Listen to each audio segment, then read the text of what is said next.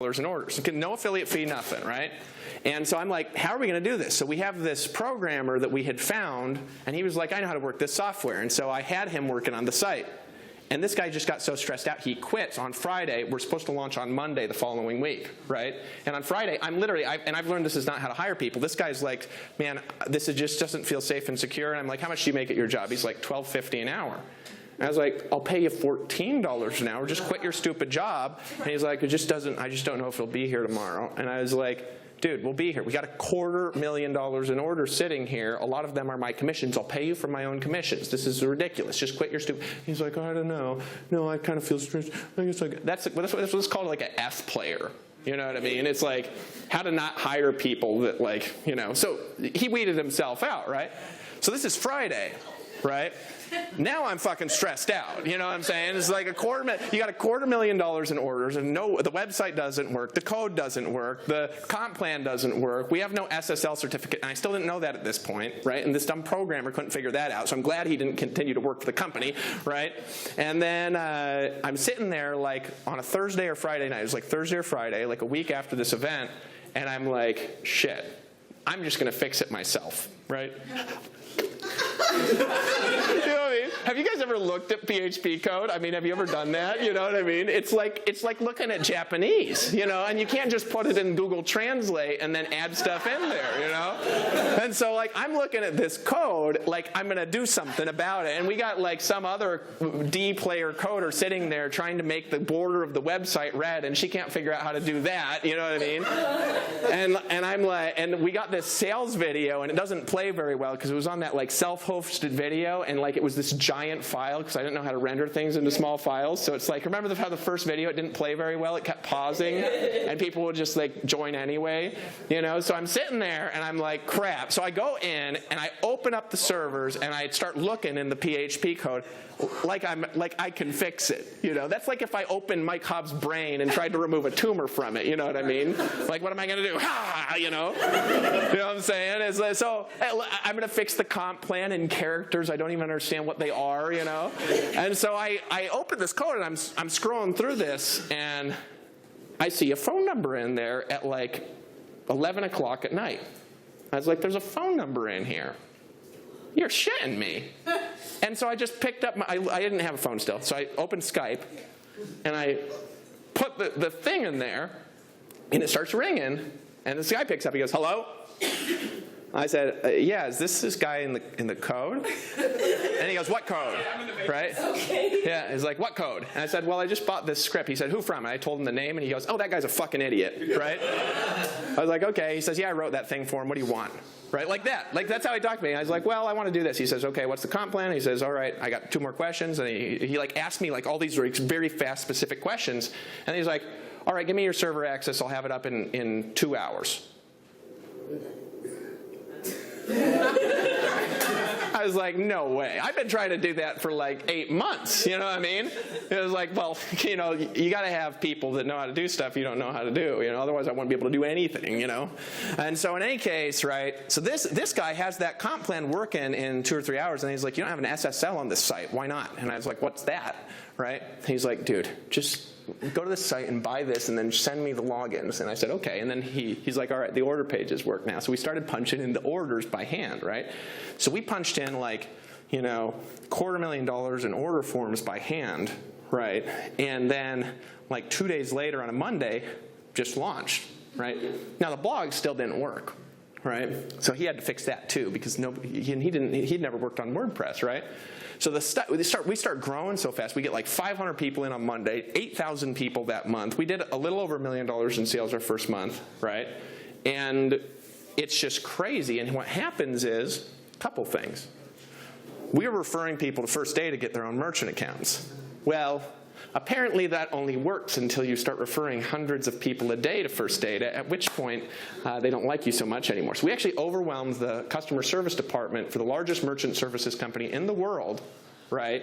And like they were literally getting like 1,000 phone calls a day from Empower Network people, like 1,000, because they stopped approving the applications right away, right? So they were like, what is this? Stop it, right?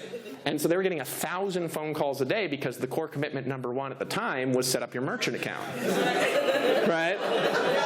So people would join and be like, welcome, you're going to get 100% commissions. Here, go here and get a merchant account. You know, you're going to get 100% approval rate. Like, this is stuff you can't say, you know, but they didn't tell us that because that's what our merchant salesperson told us, you know. And sometimes people do this stuff, like, you know, Jordan and Angela, when they launched that scheme thing, I told them, I was like, if you don't change this immediately, the merchants will shut you down. And he goes, dude, we're in with them. They know what we're doing. You talked to the sales rep, didn't you? He's like, yeah, who else is there?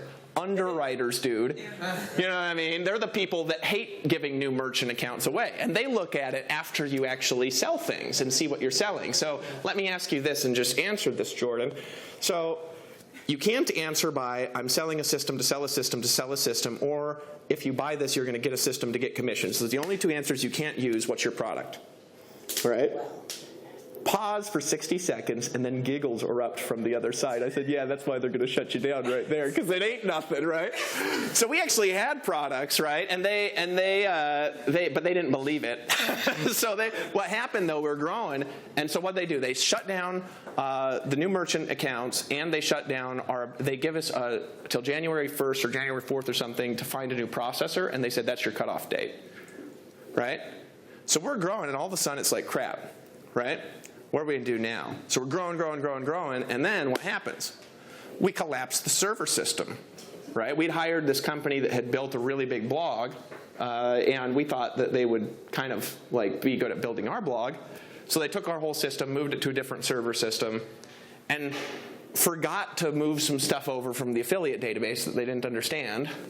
And so we started bringing in 300, 400 people a day, and the way that our blogs were being set up, right, overwhelmed the server infrastructure and just blew up, right?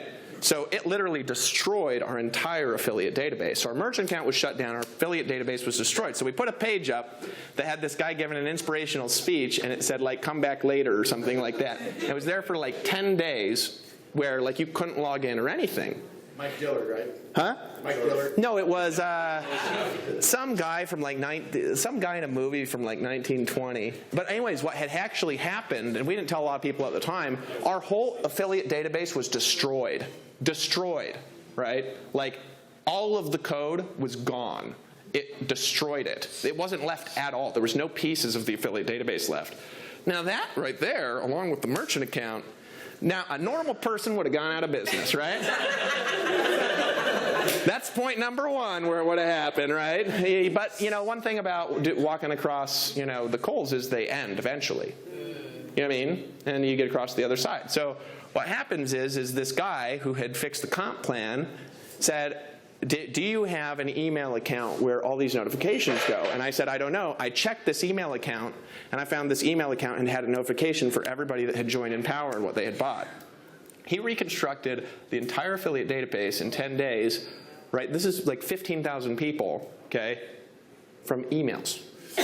Somehow. I don't know how he did it. He waved a wizard wand over the servers and they reconstructed it or something like that. So he reconstructed our whole affiliate database that was totally destroyed, right?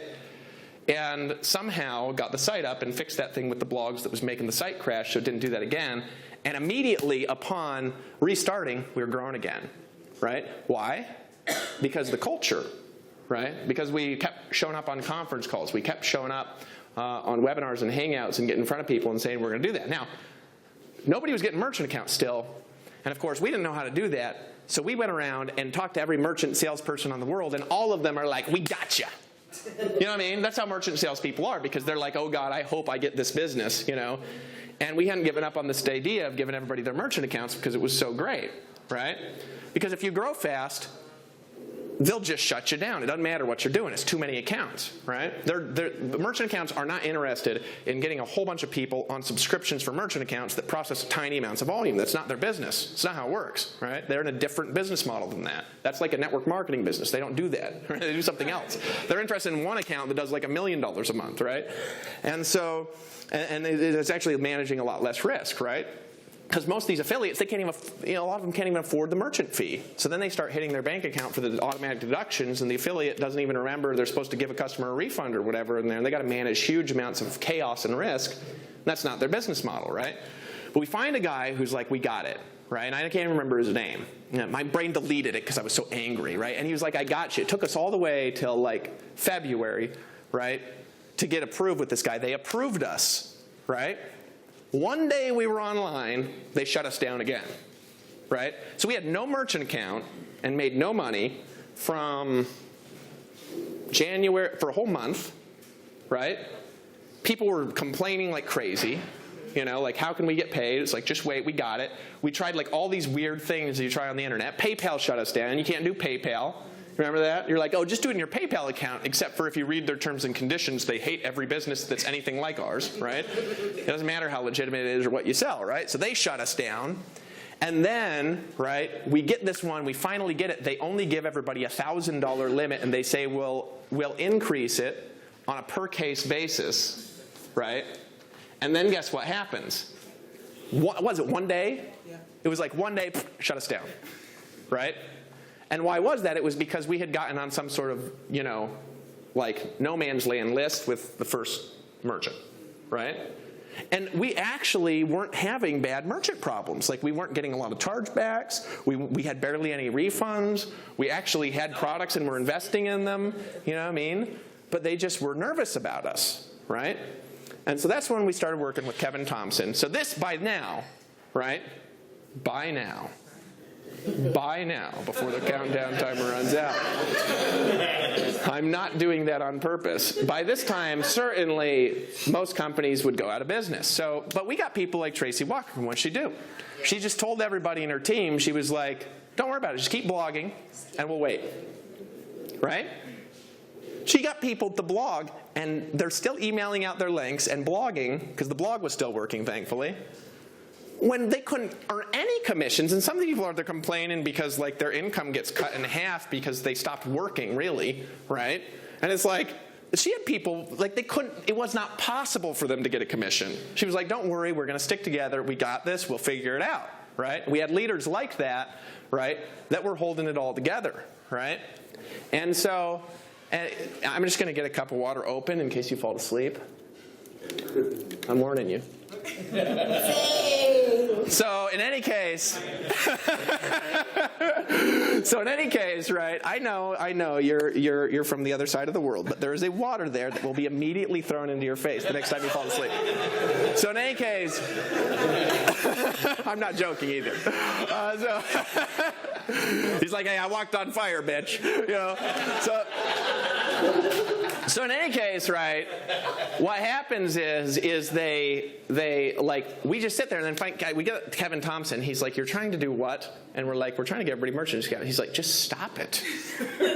Right? And we were like, well, how are we going to pay people 100% commissions? He's like, well, see if you charge an affiliate fee, and then you guys process, and I'll hook you up with these, you know, relationships that handle people that nobody wants to take, you know, and go process with them. So that got us working with an offshore processor that, like, you know, was problematic. We still use them for some of our international processing, but it was like tons of rules and stuff to even use that processor. But we finally got it, right, around March, or I can't remember, March or April time.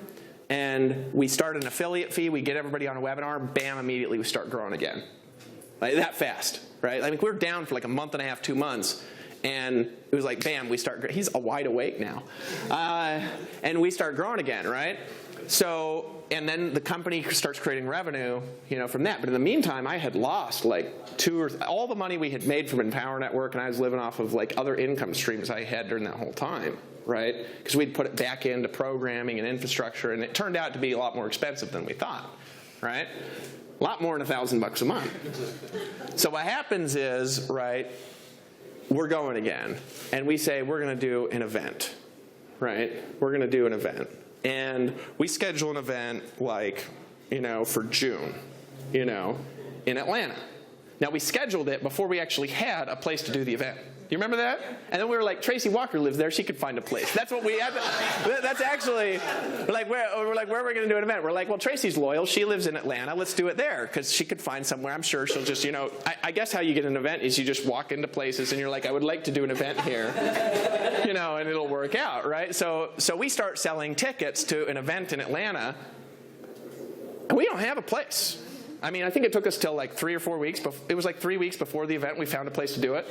So we're selling the tickets for a specific date. We're going to the city. Now, you could actually screw that up and go to a city, and there might be no place available.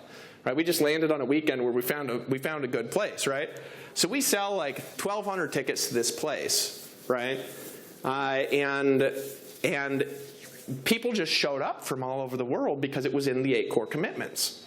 We told people to do it. They signed a form that said they would do it. And so when we actually did an event, they just showed up. It was unfreaking believable, right? So we did that event. I think here's what happened is people went there and they said, oh, this is real. I actually would walk by somebody in the hallway and they said, you mean this isn't a scam? And they were talking to somebody else and they're like, no, I think not. They said they have a lawyer or something. And they're like, oh, wow, this is even better than I thought.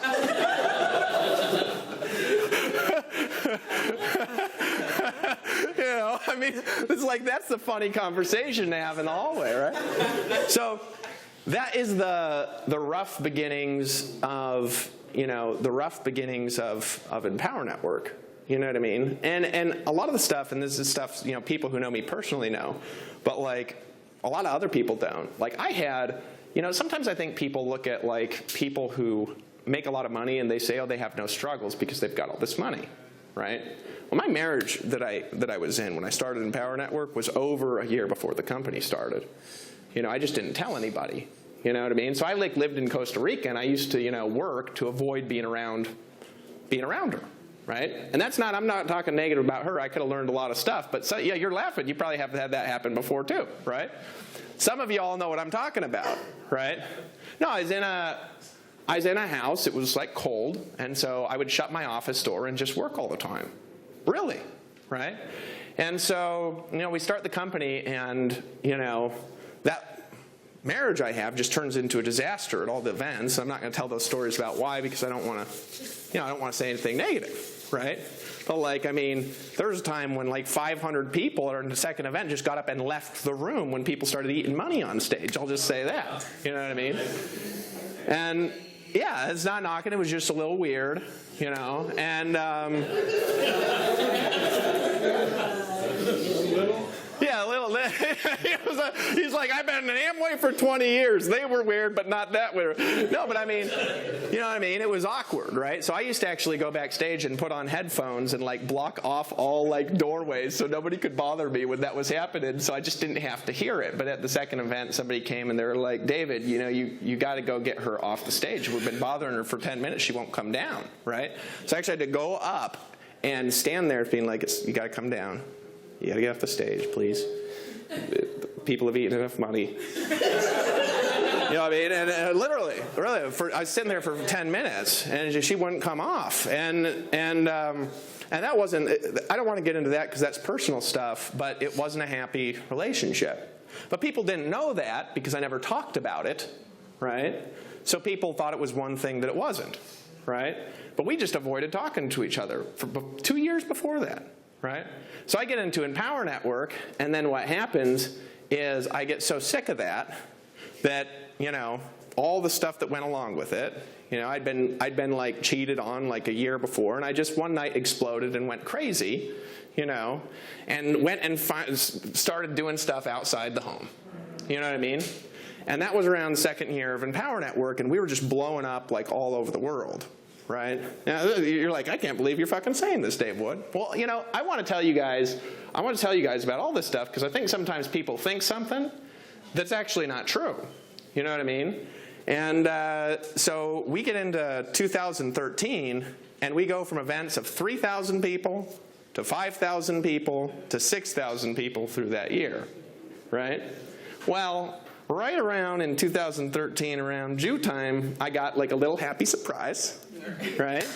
And I've got, you know, a son coming along, you know, from kind of this secret relationship thing, right? And I'm feeling actually like Bill Clinton or like a politician or something. You know what I mean? I'm like, how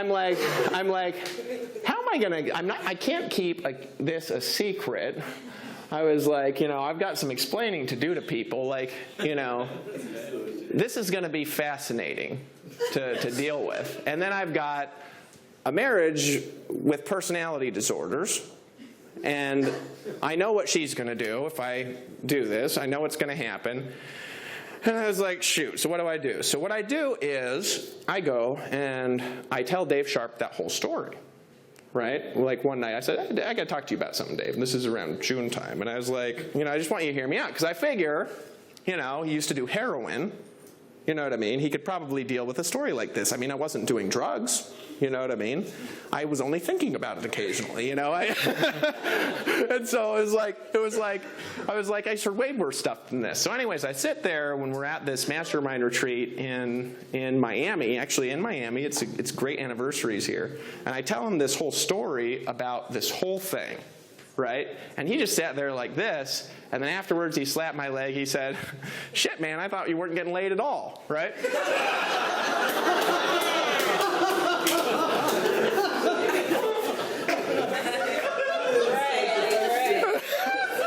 You totally know he said that, right? It's like, motherfucker. He's like, you've been holding out. You know what I mean?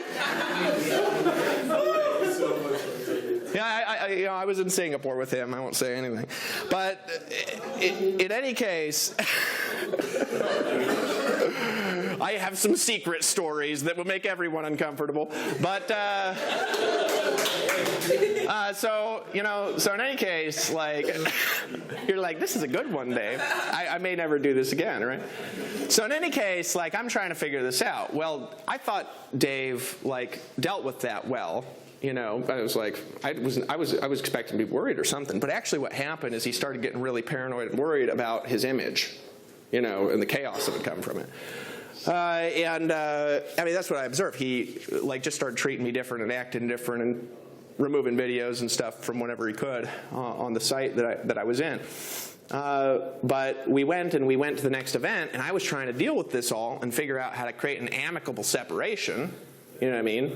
So I got together with my ex-wife. I made her this ridiculous agreement that gave her way more money than, like, a court ever would, And I want to help you get off on a new life where you can prosper without me. Because she had actually moved to a different country. I was living in Costa Rica by myself, and nobody knew that. Well, I think people picked up. They're like, is Ashley in California, right? And I was like, yep.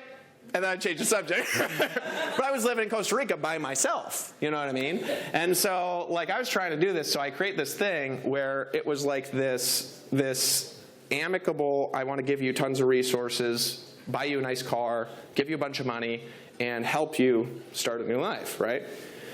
So I get over to, the event in California we had in, I think, Anaheim, and I get handed this huge, like, Hollywood, accusational, completely crazy divorce lawsuit in the middle of the event, right? It was like, I think Sandy was the one that got it. It was like 100 pages of complete nonsense, right?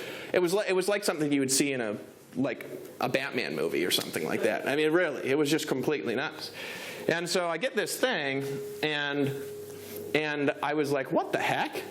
So then I go into a court battle, right? And Dave Sharp comes to me, and I think he thought I was doing drugs or something, you know what I mean? But he came to me and he says, look, dude, if you don't go to inpatient therapy, I'm going to leave the company, right? And that was it. I was like, dude, what are you talking about? I'm like, getting therapy, but like, I'm getting therapy that's working. And he was like, no, dude, you need to do something like this or I'm going. And so I go to this crazy house. I was like, okay, whatever. I'll go to a 12-step program. But I wasn't doing drugs. I just wasn't, right? And so, like, I mean, if I did drugs, I would just tell you guys because I tell people pretty much everything. And so I go to this place where I'm sitting here with, like, real alcoholics and drug addicts and, like, some woman who would go psycho and hit people with books, and she was a borderline personality, so we'd be, like, sitting there in, like, these really long drawn out meetings, and I would, like, this guy came in with all these, like, fears and phobias and crap, and I had to do hypnosis on him, right, secretly, but I like, got him over all this crap, like, because the therapy wasn't working on him. So I was studying hypnosis with Will at the time, and I was like, just don't tell him about this, right?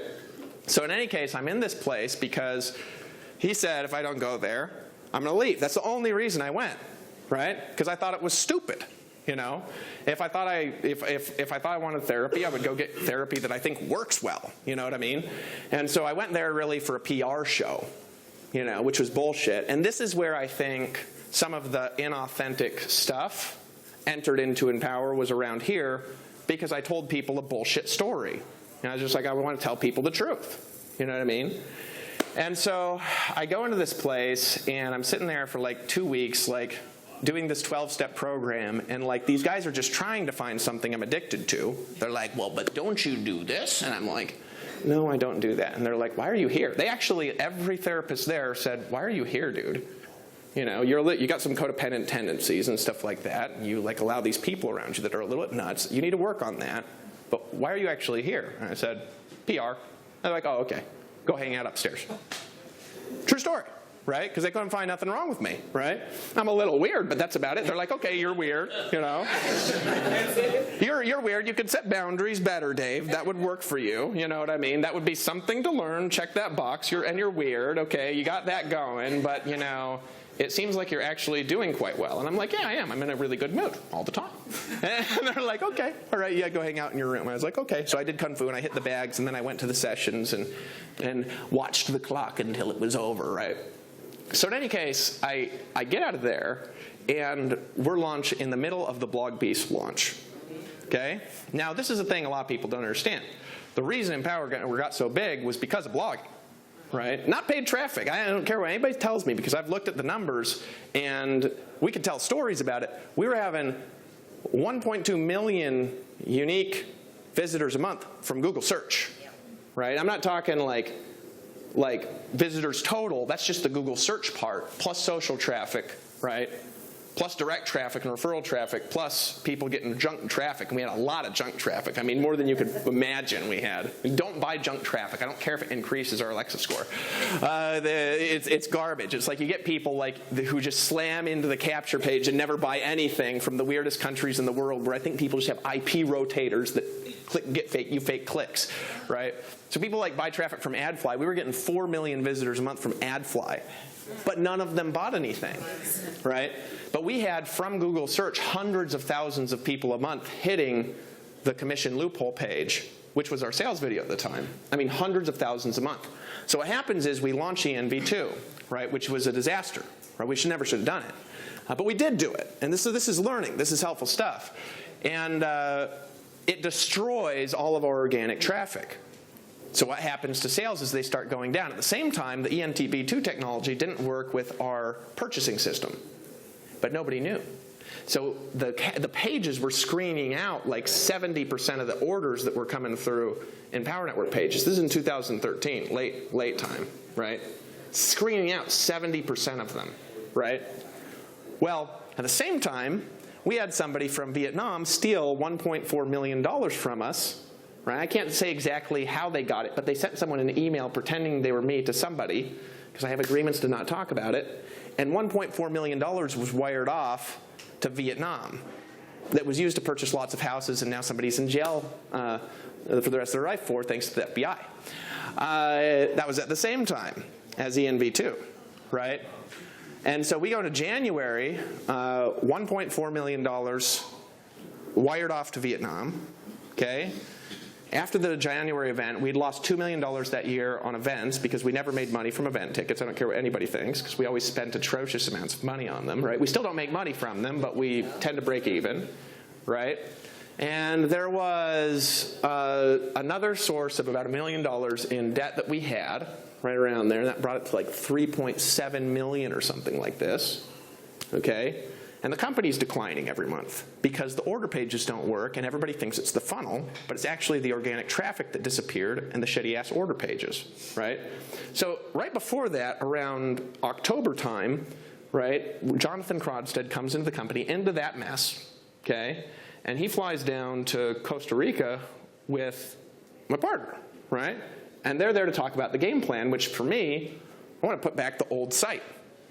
Right? I was like, let's just put it back. It's not working, right?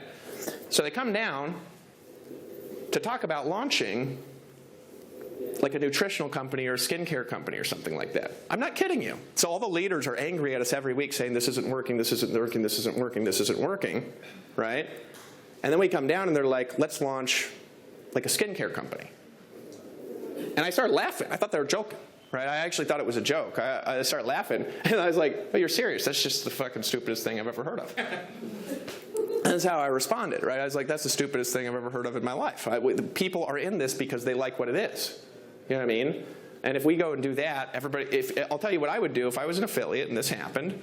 I would be in the room, and I'd elbow Tracy Walker. I'd say, let's go up, let's start a webinar. And we'd have everybody and everything else in an hour and a half. You know what I mean? They'd be like, yeah, that's what I would do. I'd take my whole team and recruit them into something else. I wouldn't even wait till the event was over, and I wouldn't care if you sued me. That's what I'd do. That's the stupidest thing I've ever heard of in my life, which is exactly what would have happened, because our reps do not want to do home meetings. I proved that when I made my DVD. So in any case, we go down, we argue about that for 2 weeks while the leaders are getting more and more bothered and like it's not working. Everybody thinks it's a sales video, but at the time it wouldn't matter what sales video we made. Nothing would have worked. Nothing. Because our order pages were not working. It was like you had to want to get in Empower Network really bad. You know what I mean? And just continue to try purchasing over and over and over and over again. At the same time, all of our old funnel that had done $100 million in sales was just removed from the site, and I didn't even know about it. All my videos, all the 8 core commitments videos, the whole structure of the funnel was just deleted. And I didn't know that it was deleted. I figured it out like 3 or 4 weeks later. So we changed everything in our technology, everything in the funnels I didn't even know. The order pages weren't working. We lost all of our organic traffic, and we were $3.7 million in the hole. Right? So when these fucking quitters talk about shit, I want to throw the coals on their head. You know, I'm serious. That's how I feel about it. And so like I'm like sitting there. And so what happens is I don't know how he got the bug, but Dave Sharp basically said to me, I'm leaving the company. Disappeared for a little bit, came back after Miami. He said, I'm leaving the company. And I was like, dude, please don't do that. You know what I mean? I said, this is like, we're in a disaster right now, man. We need you, you know? And the truth is, when I started working with him, he was broke, okay? He was broke. And I started working with him because he's talented as fuck, right, and worked hard, and had lots of, he had lots of good feedback and ideas. But he was broke and like had just started making money and was spending most of his money on paid advertising when he started working with me. And I gave him 40% of the company for free, right? Didn't ask him to give me any money. Didn't ask for anything, right? I just said, just work hard and be here, right? So he says I'm leaving, but he doesn't say I'm leaving. He says I'm selling my shares, okay? And I said, what if I say no? And he said, if you say no, then I'll go to every lawyer in every country that I need to go to in the world until I find a way to sell my assets. And if you don't want to buy them from me and you don't want to sell, then we can sell them together, right? Or I'm going to sell them. I'm out, right? So I got strong arm, and this is the truth, in the middle of owing $3.7 million into the Netherlands, into another like nearly $2 million, right? When the company was worth nothing, right? We were making no money at all, right? And that was like right before Vic's launch. And so I said, what are you going to tell people? And he was like, well, I've got this health thing. I'm going to take off anyway, so we'll use that, right? And it was fucking bullshit. And I had to get on that call and freaking listen to that shit. And I was on the floor crying in my house, begging him to not quit. And that's the truth. Begging him. Because I couldn't afford it. That was when my son was born. My son was born, I made no money for the next year and a half. Because of that motherfucker. And I'm sorry. If that gets out, he can go fuck himself. He's a fucking asshole. You know? That's how I fucking feel about it. And I shouldn't be mad. I'm trying to get over it. Why not? You deserve to be mad. And we love you for keeping going.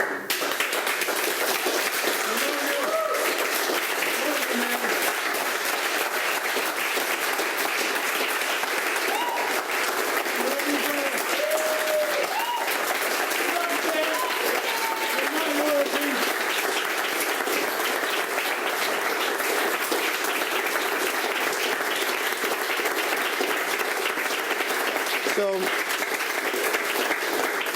I went into, there's more. I went into this year, Jonathan Cronson had just come on board, and I tried to figure out how to fix things, right? Well, we thought it was the funnel, so we tried new funnels, okay? They don't work. Like, remember that video I made like in early 2014, right? I make this video early 2014, and it's like I make this video, and like, it was really good, and it just didn't work. You remember that? And it was like everybody sending traffic, they're like, it's not converting. Well, it's because the dumb ENV2 was messing up the order pages. Now, I figured that out right a little bit after that, right? But I hadn't figured that out yet. So I had to figure out a way to keep the company afloat and pay for a $150,000 a month buyout in the middle of losing massive amounts of the field every month, while we were downsizing the staff every month, right? So all this time, the company's making no money at all, right? So what do? I say, I'm going to recreate the core product line, and I'll launch these products. And we'll pay 70% commissions, and I'll use that to pay for the company, because the company had no money, right? And so we do the first launch, and for some reason, people aren't buying in that $7 purchase, right? And like, everybody thought it was because the video didn't convert. But how well does it need to convert? You could just send an email out to your list and say it's only $7. They should buy, right? Wasn't that weird? It was like, why aren't they buying? Well, we did the launch, and that launch helped us figure out the dumb ENV2 is what's the whole thing is the problem. So I wanted to put the old site back, which I'd wanted to do immediately after we launched ENV2, right? But I had to go sit through arguments for freaking, a whole day. And I'm figuring it out by that point, and then we go and we talk to the coders. They're like, we're going to have to build a new system. We can't just put that thing back. There's been too many affiliates quit, too many have joined, there's too much content. It'll take forever to figure out how to just move all this into that old. You can't just take all the way to this new content and put those things back.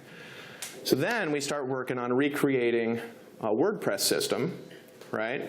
Well, I don't have any money. Well, the company's going down. Well, we're downsizing the staff. Well, I'm sending, 6 figures a month off into La La Land to a partner that I let in for free, okay? And we start working on it then. But I need to keep the company afloat, so what do? I come up with 3 new products to replace our old products, because I figured we could produce them with better quality. And they are better products, right? So we launched the first one, and everybody was happy about that launch. But in the middle of that launch, we start having really good core leaders take off. Why? Because it's freaking broken, right? And then we do another launch a month later, right? So we do this second launch a month later, and the field blows up at me, just explodes. You remember that? They're like, you're just wanting to take money from the little guy, and I just got attacked, by the wild field, But I was doing it because the company actually needed money, right? It was not. I wasn't making I made no money from any of those launches, none of them, right? I was doing it because I was trying to keep the company around and not lower commissions, because John Cronstead came in and immediately he said, you need to lower commissions to like 50% like everybody else. And I was like, no, dude, right? So after that, I can't launch any more products because I got eaten alive. And we're still not done with the new system, right?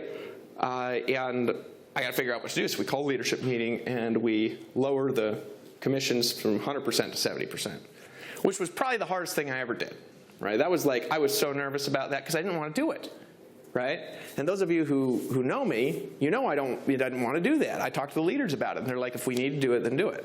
But we did it because we had to do it, and that created enough profit to continue to maintain the company while we figured things out, right? Well, that goes, and then we get a blog up that's actually working. Of course, we're not monitoring the traffic and how much traffic it's getting, which is insane. It's actually getting traffic like Old and Power Network did, but just nobody's paying attention to it, right? Because we're all trying to find this magical rabbits and fix everything, right? And so in any case, we have these blogs up and running, and we run into some more things, and then around May, I can't actually remember what month this was. Mars, what was that month when we about declared bankruptcy? Like a year ago? Okay. So So we can't afford these big buyouts, right? So we just stopped paying, you know? And so John Cronstead had talked to Dave and just said, hey, look, we'll do it later. We can't afford it. You know what I mean? And so, you know, he was like, I think he'd had some conversation with John. I didn't hear any of them, so I don't want to quote them. But John said that it was understood. And then a few months later, I get this email that says, you guys need to start paying me immediately, or I'm going to exercise my buyout contract and go seize assets from the company, right? And big, long, threatening email. I've got a copy of it, actually. I could post if I desire. But in any case, I won't, probably. But in any case, we get this thing, and John came to me, and he's like, dude, I don't know what to do. We can't pay this. I said, there's nowhere to pay it from. He said, no, it doesn't. This money doesn't exist, you know. And at the time, I was still making no money, right? So I kind of figured there wasn't any, right? We looked at the financials. It wasn't there, right? So then Dave says, can I get a copy of the financials? He looks at the financials, you know. And then, you know, he comes back and he says, you know, you guys can cut this and this and this. It's like, yeah, we could get rid of all of our employees and like all of our tech team and like everyone and give you this money. So we don't have it, dude. You know what I mean? It's not there. So we went to the Florida bankruptcy court. Right? This is all secret stories. Don't you just love this? I'm just sick of hiding stuff. I'm just going to tell people that I don't even care. I don't even care about it, right? I don't care what the fuck he says either. He'll say it's because I had personal issues, but you know, if he came into an event on heroin, I wouldn't have done that to him. You know what I mean? So like, my brain doesn't work like that. And so in any case, like, you know, we get this. Do I need a microphone? I need to change your batteries. Yeah. Sorry, I don't know how much longer I'm going. I'm being as nice as I can here. Is this working? Hello? It's not working? Oh, he's changing batteries.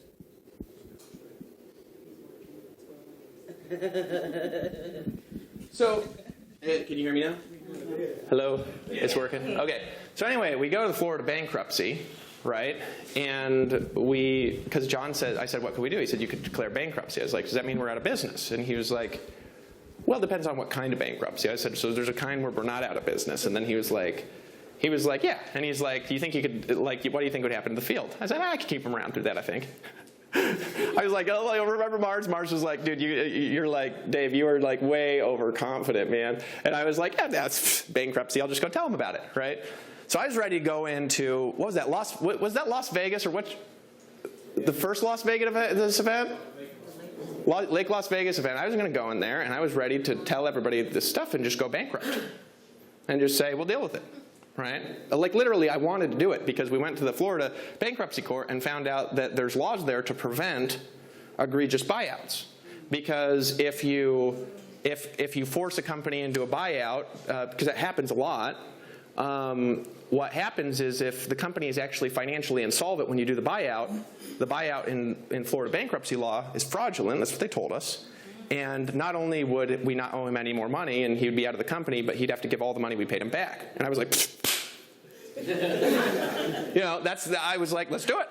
Right? And John like it didn't even, I think Mars was on that conversation. It took no convincing. Like he was like, he was on there. He's like, so we can do this? I was like, yeah, let's do it.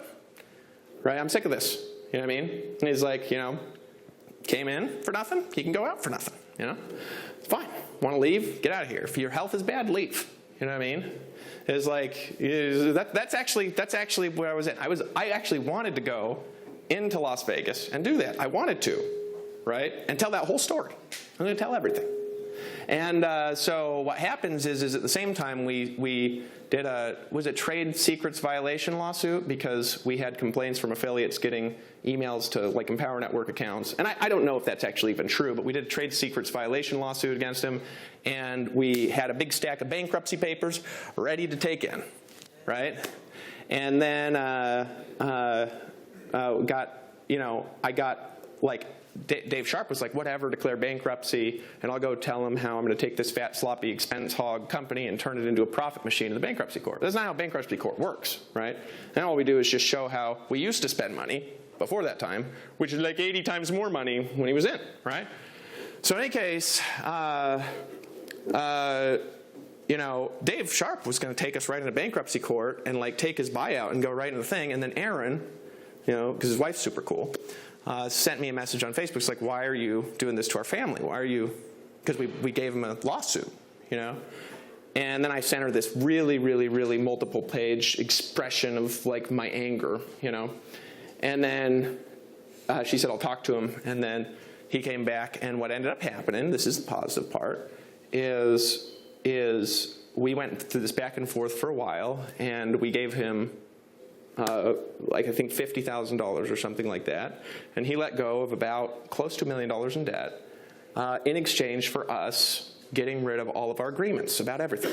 There's no agreements left, right? So we don't have any sort of non-compete or anything like that, right? It's an exchange, right?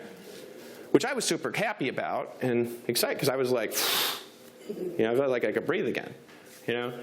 And I was thankful, you know, that he had done that, because I didn't really, like, I actually, after he said that, I was like, no, let's still go bankrupt. And then I think I talked to Lawrence and Aaron or something, and they were like, dude, if you don't have to do that, it's probably better. And I was like, but everybody will still be in. It'll be fine, you know? And then they were like, no. And I was like, okay, right? So we worked that thing out and got rid of it. And that was in, was it June, May of 2015 or something like that?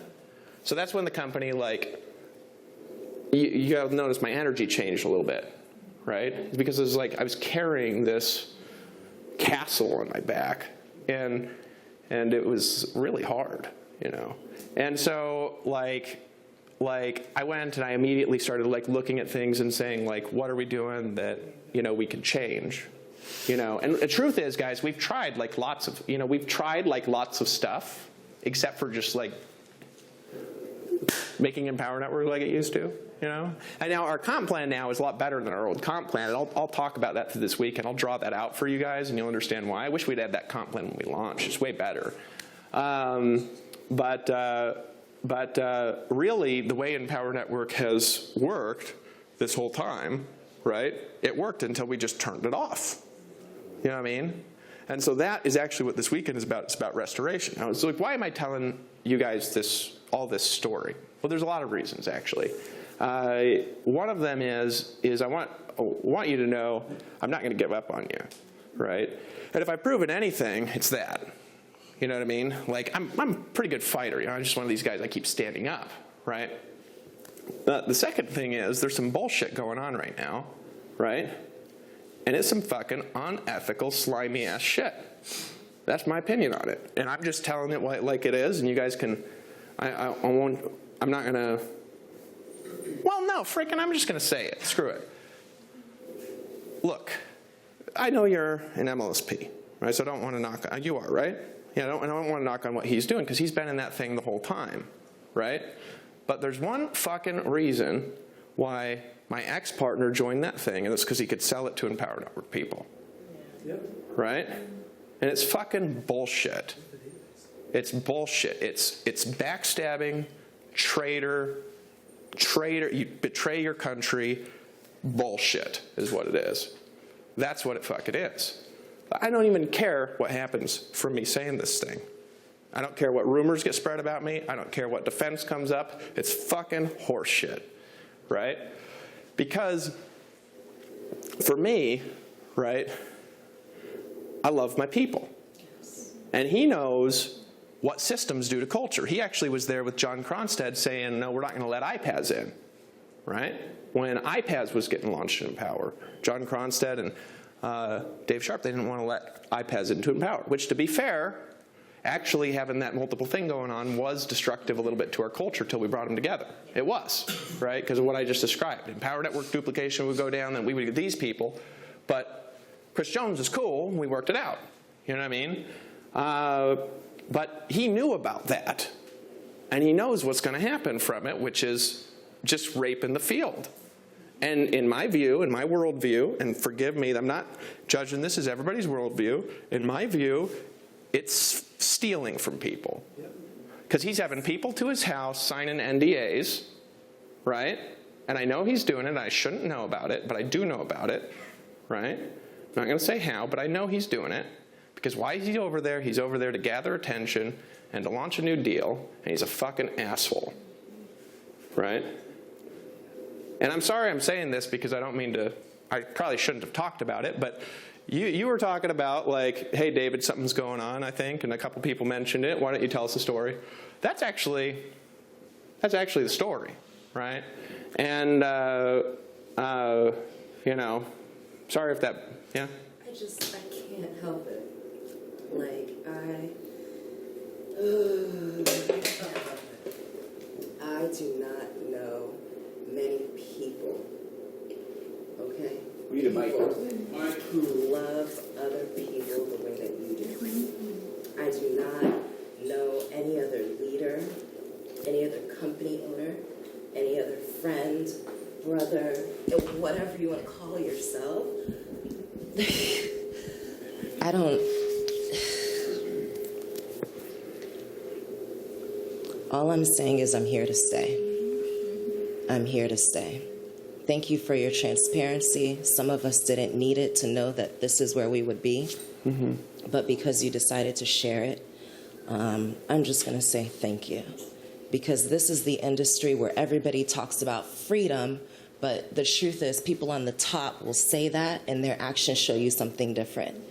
And it doesn't matter what goes on in your life, and you know that I know, doesn't matter what goes on in your life, the one thing that you keep showing time and time again is you consistently, truly do care about people. So you're here telling us things, you're a little bit heated about it, I understand that. I just want to take the time to thank you for caring about us as much as you say that you do and proving it with your actions. So to anybody else watching it or to the rumors or whatever else, bring it. I dare you to. Yeah. Thank you.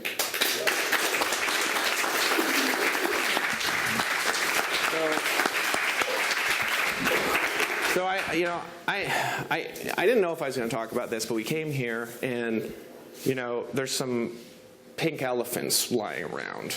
And I could try to cover them up or I could just be transparent. And I just choose, like, we were talking, Mars and I were talking, he's been hassling me to make company values, like, forever. And I finally did it the other week, and then we've been working on narrowing them down, right? Because some of the problems we've had would not have happened if we'd had core values that prevented it. You know, like not changing anything without testing it first. You know, you make that a core value, and then you don't have ENV2. Not a problem. You know what I mean? We split test everything, or transparency is one of them. Because I found every time I've not been transparent, it's bitten me, every single time.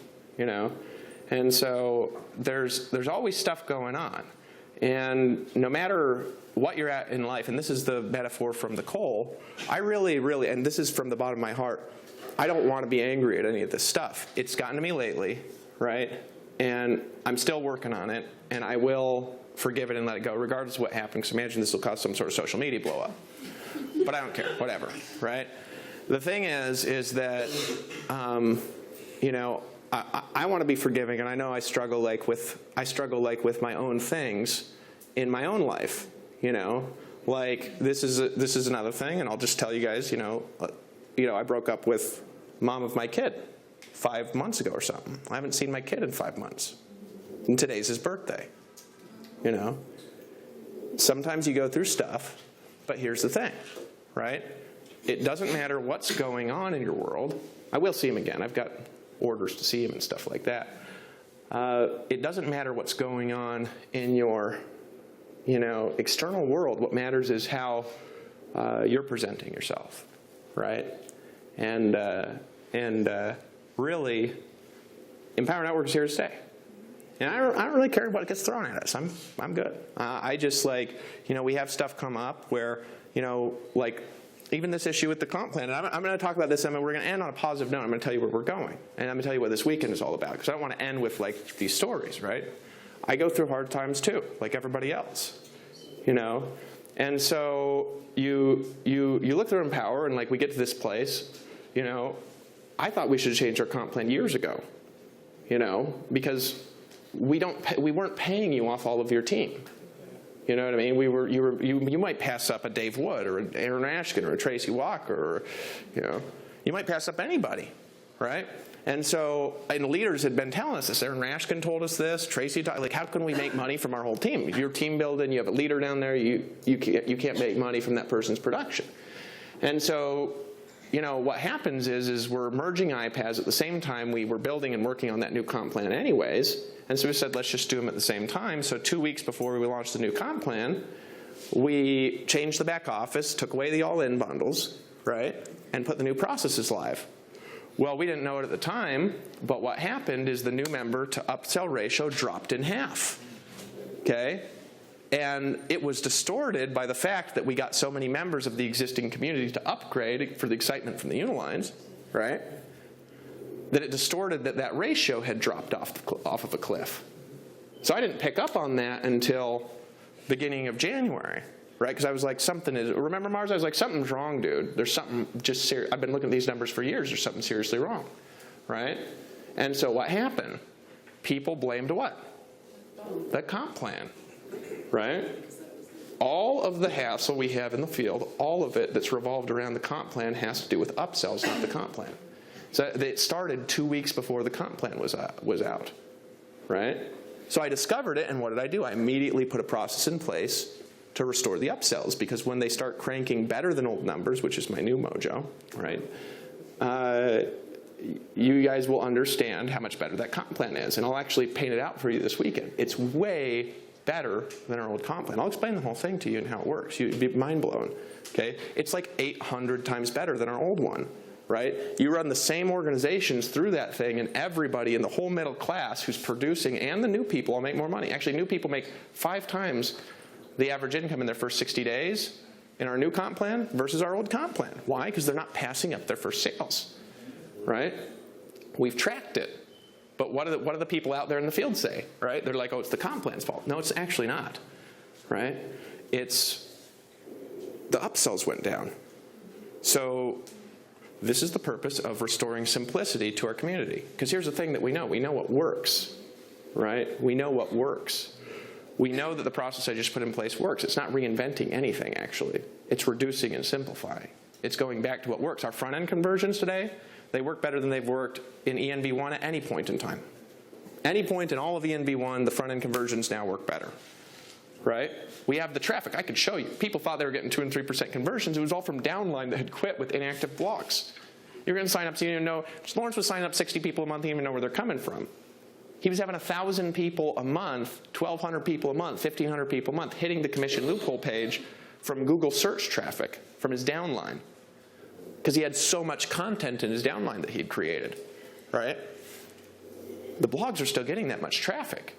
It's just that it's not being capitalized on right. And I've talked about this earlier in the week, because I went actually on, and the reason I discovered this, sorry if it's talking a little late, I know some of you are going crazy, but the reason I discovered this is just because I was in the process of fixing the back office, and then I was going to show Rob Ramoni, who does our marketing, right? I was going to show him, like, how much traffic we used to get. And I was like, oh, wow, all of our blog domains are in here. And I clicked on them and checked out, and I was like, it's working like it used to. I was like, wow, this works exactly like it used to work. This is unbelievable how I didn't know.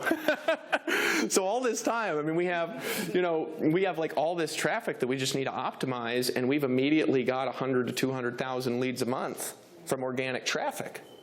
That's enough traffic to more than double the size of our whole community like that. It doesn't matter who quits, you know? So I got some cool stuff. What this weekend is really all about is restoring simplicity, culture, the community, and focus, okay?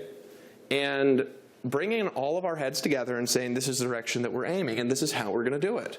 Because if we go all over the place, right, and we get disjointed, what do you think happens to the field? Now, here's the thing. I'll tell you, the biggest thing I was disconnected with in all of Empower Network's history was when I got on a call with Dave Sharp, and we all excused him for quitting because of his health. Because it's bullshit, and it was an excuse, and it was lying, and I don't think that's a good excuse to hit. He got hip surgery. That's hard. Yeah. You know what I mean? John Ox, he just had back surgery. That's hard, right? And they're still in. It's not a good excuse. And I excused the quitting, right, and said, oh, we all celebrated it, and I'm not going to celebrate quitting anymore, I'm thinking about actually just putting an X through people's faces on the site and writing wussy over the top of it automatically. In the system. You know what I mean? And seriously, I don't think there's an excuse to I don't think there's an excuse to go around cross-recruiting. I don't think there's good excuses to quit. I just don't. Because everything somebody has been through, I've been through something that's probably worse. You know what I mean? Like by millions of times in most cases.